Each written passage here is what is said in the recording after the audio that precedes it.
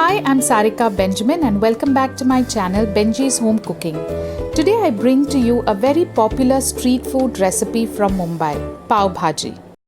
To make the bhaji for Pav Bhaji, I'm using 4 tomatoes finely chopped, 2 large onions finely chopped, washed coriander chopped, half a cup of green peas. These are frozen, you can use fresh green peas.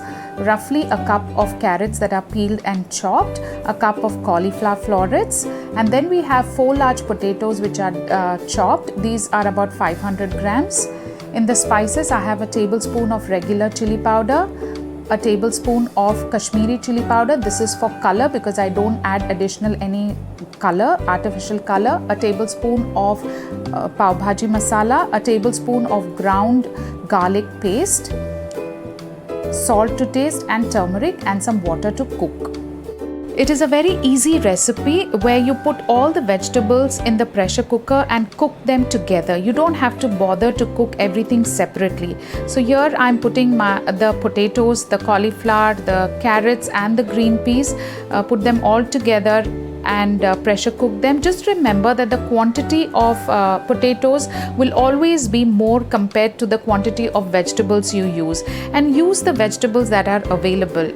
Add a little bit of salt and the turmeric, and after adding the turmeric we will be adding about half a cup of water and pressure cook it. Depending on the kind of pressure cooker you are using. In my pressure cooker I have given 4 whistles on medium flame. You may need less or more. This is how it looks after 4 whistles, and I'm going to just mash it with a wooden masher so that our vegetables are nice and soft. You may want to keep a little bit bite-sized vegetables here and there. It's up to you how you like.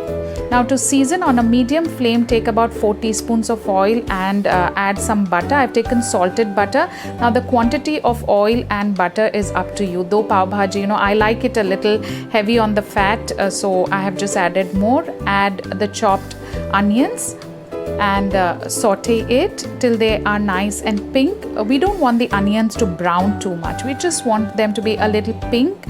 And following this, I'm going to add the garlic paste. Do not add ginger garlic paste, just pure garlic paste. A few cloves of garlic, run it in the mixie for maybe a tablespoon. Quantity is more than enough. To this I'm adding the dry spice powders. First goes the regular chili powder that we use. I have also used Kashmiri chili powder. Now I have used this only because I do not add additional color to give the redness to the Pav Bhaji. You can skip if you don't want to have that, very specific about the color. Add the regular Pav Bhaji masala. I have taken a tablespoon of it, whatever brand that you're comfortable with. Saute it well till the raw smell goes, and add the chopped tomatoes. Now tomatoes is what is the base of our gravy or sauce for the Pav Bhaji, so the quantity of tomatoes is always more. Add a little bit of water to avoid a burning of spices at the bottom, and let the tomatoes cook till they are nice and soft and one with the spices. To it we will add the mashed Pav Bhaji and mix it well.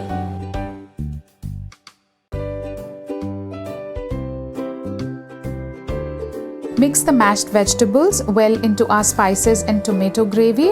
We'll add a cup of water to this. Potatoes absorb water, so we need to add water because it will become thick when it cools down. So we need to keep the gravy a little thin. Add a little bit of salt. Remember, salt was already added when we were boiling the vegetables or cooking them in the pressure cooker. I also used salted butter while I was seasoning, so make sure that you don't over salt it, and garnish it with coriander. Just let it boil for a minute or 2. And our Pav Bhaji is ready. It's a very easy recipe. You can adjust the spices according to your need. You can use the vegetables that are available and enjoy it from the comfort of your home.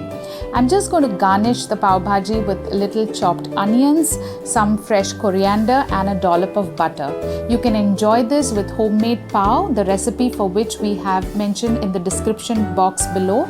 You can just toast the pav with a little bit of butter and enjoy it with your homemade Pav Bhaji. I hope you have liked this video. If you have, please do subscribe and do not forget to press the bell icon to be notified every time we upload easy and exciting recipes.